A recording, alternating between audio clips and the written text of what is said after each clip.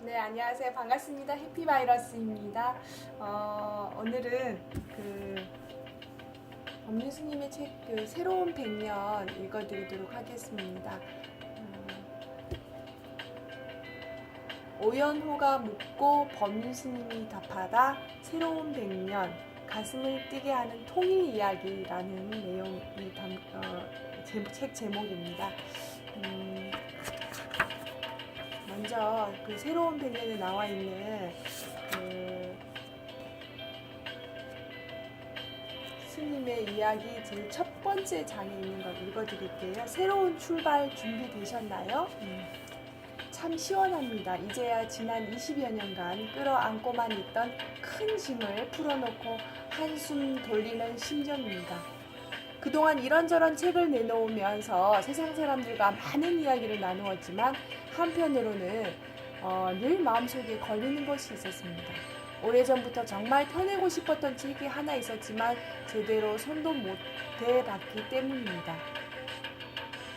그것이 이 책, 바로 이 책 새로운 100년입니다. 재미있는 일을 찾습니까? 일할 만 나는 그 무엇을 찾습니까? 인생을 한번 바쳐볼 만한 일을 찾습니까? 그렇다면 저와 함께 새로운 100년을 만들어 보는 것은 어떨까요? 자기 인생의 주인이 되어 새로운 길을 개척하고 싶습니까? 가만히 앉아서 주변에 휩쓸리기만 하다가 화를 당할지도 모르는 처지에서 벗어나고 싶습니까? 시대의 흐름을 정확히 읽고 싶습니까? 일상에만 파묻혀 사는 지금의 나도 역사와 민족을 위해 어떤 역할을 할 수 있을지 확인하고 싶지는 않습니까? 그렇다면 이 법륜이 이야기해주는 새로운 100년을 들어보지 않겠습니까? 제가 고등학교 1학년일 때 스승님이 이런 말씀을 해주셨습니다. 너는 100년 앞을 내다보고 살아라. 그때부터 저는 새로운 100년을 깊이 고민하면서 그 속에서 나온 생각을 실천하려 했습니다.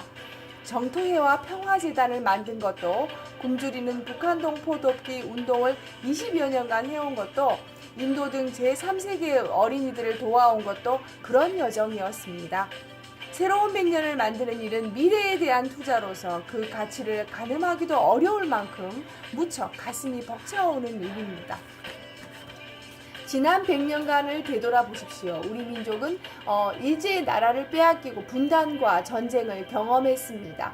그 후 한국 사회는 산업화와 민주화를 이뤄냈으나 아직도 분단의 질곡에서 벗어나지 못했으며 양극화의 덫에 갇혀 있습니다. 경제성장은 이제 한계에 봉착했고 행복지수는 OECD 국가 중 최하위입니다. 세계 최저 출산율 1.14명은 무엇을 말해줍니까? 우리가 다음 세대에게 이 땅은 정말 살만한 곳이라고 자신있게 권할 수 없는 형편임을 보여줍니다. 그래서 저는 여러분에게 함께 새로운 100년을 만들자고 권합니다. 그 중에서도 가장 중대하고도 핵심적인 일은 우리 민족의 가슴 한복판을 떡하니 짓누르고 있는 분단이라는 바위덩이를 드러내고 통일을 이루는 것입니다. 분단이야말로 한 단계 더 도약하려는 우리 민족을 가로막는 치명적인 방해물입니다. 분단을 극복하지 못하면 양극화 같은 남한 사회의 핵심 문제도 근본적으로 풀 수 없으며 우리 민족의 역량을 세계 만방에 제대로 펼칠 수도 없습니다. 그렇다면 통일을 위해 우리는 무엇을 어떻게 해야 할까요? 우선 공부를 해야 합니다. 시대와 역사를 읽는 공부를 해야 합니다. 그러면 이 시대를 사는 내가 무엇을 해야 할지를 깨닫고서 역사적 책임의식을 지니게 됩니다.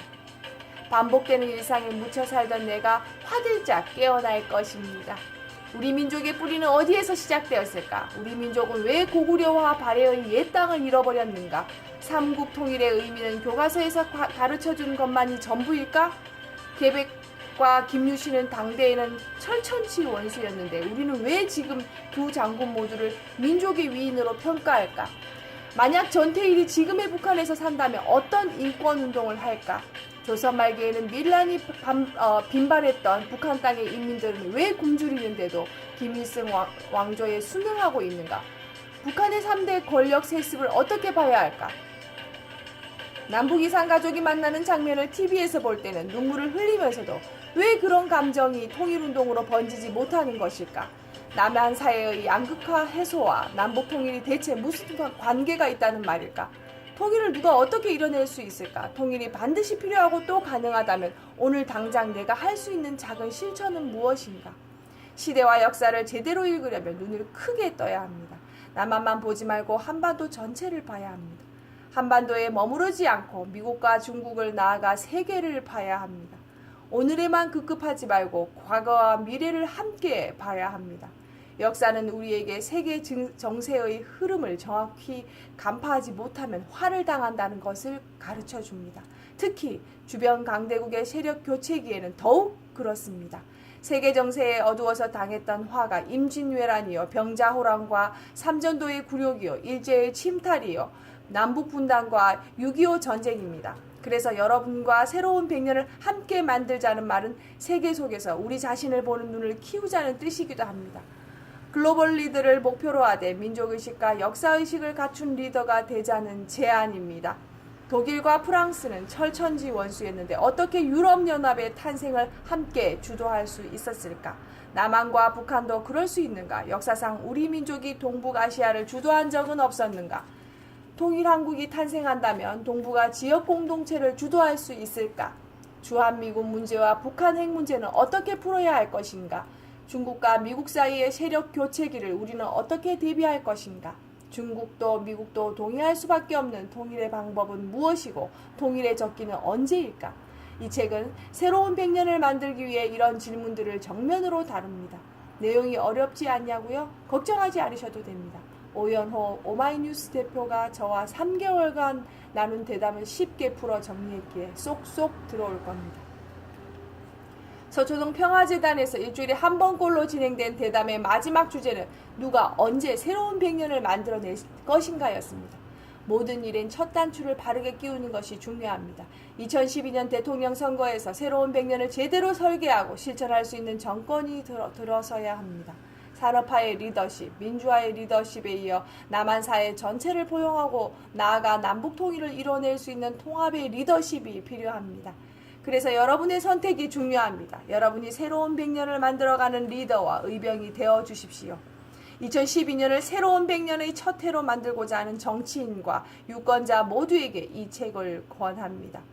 큰 꿈을 키워가고 있는 학생과 한때 큰 꿈을 꾸었으나 지금은 자기 생활에 바쁜 학부모가 함께 읽어도 좋겠습니다. 자, 그럼 지금부터 새로운 100년을 만들어갈 준비를 해볼까요? 이 질문과 함께 시작하죠. 요즘 참 바쁘시죠? 그런데 무엇을 위해서 왜 그렇게 바쁘게 삽니까? 이 책의 첫 장을 읽으면 왜 제가 새로운 100년을 만들자면서 이 이야기부터 하는지 이해할 수 있을 겁니다. 2012년은 새로운 100년을 위한 출발의 해입니다. 새봄, 새로운 출발 준비되셨나요? 2012년 봄 범윤. 제가 이 자리에 있는 이유가 여기에 다 적혀져 있어요. 스님께서 2012년에 새로운 100년을 만들자라고 이야기하셨는데 2012년에 그 정권이 바뀌면서 새로운 100년을 만들지 못하시고 계시다가 이제 그 너무 구구절절 지금 맞는 말씀을 해주셨어요. 왜 우리가 지금 계속 그 질문을 던지고 계시잖아요, 스님께서. 오늘 당장 내가 할 수 있는 작은 실천은 무엇인지. 저는 이거라고 생각해요. 제가 할 수 있는 이거 실천. 우리 민족은 왜 고구려와 발해의 옛 땅을 잃어버렸는지. 그것도 우리가 생각해 봐야 될 지금 시점이 아닌가. 그리고 또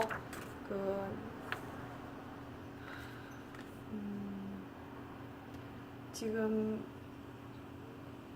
조선 말기에는 밀란이 빈발했던 북한 땅의 인민들을 왜 굶주리는데도 김일성 왕조에 순응하고 있는지 이런 부분들 그리고 지금 우리 현재 우리가 지금 그 정권이 바뀌면서 지금 이루어지고 있는 그런 그 남과 북의 그런 그 상황들을 볼 때 스님의 그 예언이 맞아 들어간다. 저는 그런 생각을 해봤습니다. 남과 북이 잘 해결이 돼서 종전 선언까지 좀 맺어지는 그런 결실을 봤으면 좋겠다는 그런 작은 바람을 가져봅니다. 다음 시간에도 새로운 100년 아는 내용 궁금하시지 않으신가요? 한번 살펴보는 시간 갖도록 하겠습니다. 여러분 늘 건강하시고요. 행복하세요. 사랑합니다.